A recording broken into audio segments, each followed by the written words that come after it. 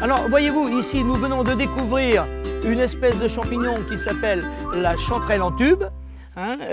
Pourquoi en tube? Parce que tout simplement, son pied a la forme d'un tube et quand on l'ouvre, voyez-vous, il est creux comme un tube.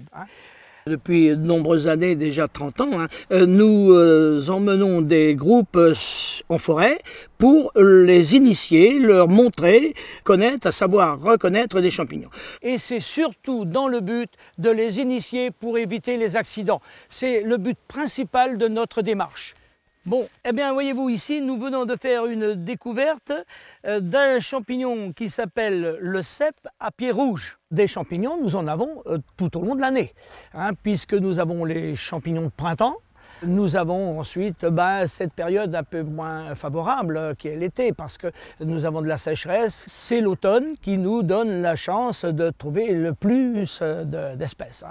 Quand la rigueur de l'hiver n'est pas trop sévère, eh bien, on peut aussi trouver des espèces hivernales.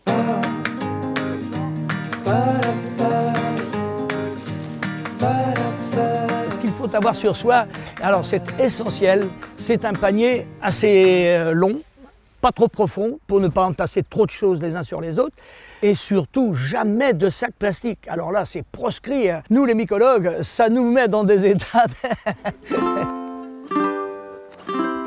Les reçus, il n'y en a pas beaucoup de faut les garder vraiment comestibles. Il y a la palomée, la verdoyante et la charbonnière. Les autres... On est pas malade. Pas bon. Ça n'a pas bon goût. Il y en a une ou deux qui donnent la colique, mais bon, on n'est pas... Sur les 1600 espèces que nous avons répertoriées, bien entendu, il n'y en a que quelques-unes qui sont extra. Prenons par exemple les cèpes, les trompettes, la girole bien entendu, que tout le monde connaît. La girole, c'est un excellent champignon qui a une odeur de mirabelle, dit-on, et qui a une saveur vraiment très agréable. Et puis, nous avons à côté de ça d'autres espèces comestibles sans problème, mais qui sont parfois moins savoureuses. Alors, voyez-vous ici, nous découvrons 2 ou 3 champignons qui s'appellent des amanites citrines. C'est un champignon que j'ai consommé moi-même. C'est un champignon comestible, on n'en meurt pas, mais il est affreusement mauvais. Ne comptez pas sur la consommation de ce champignon pour vous faire un régal.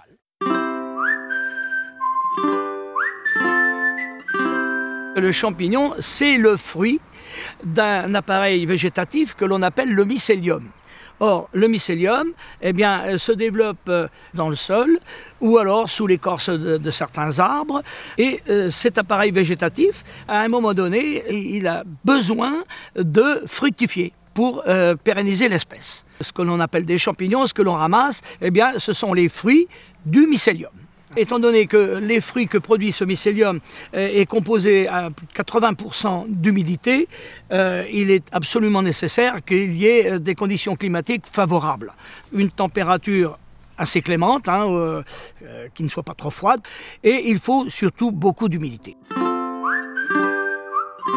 On dit souvent que pousser comme un champignon, les champignons ont, c'est vrai, quelque chose de très particulier, c'est cette apparition soudaine et qui survient parfois dans la nuit. Le soir on passe, on ne voit rien et le lendemain matin on voit un champignon qui a poussé dans la nuit.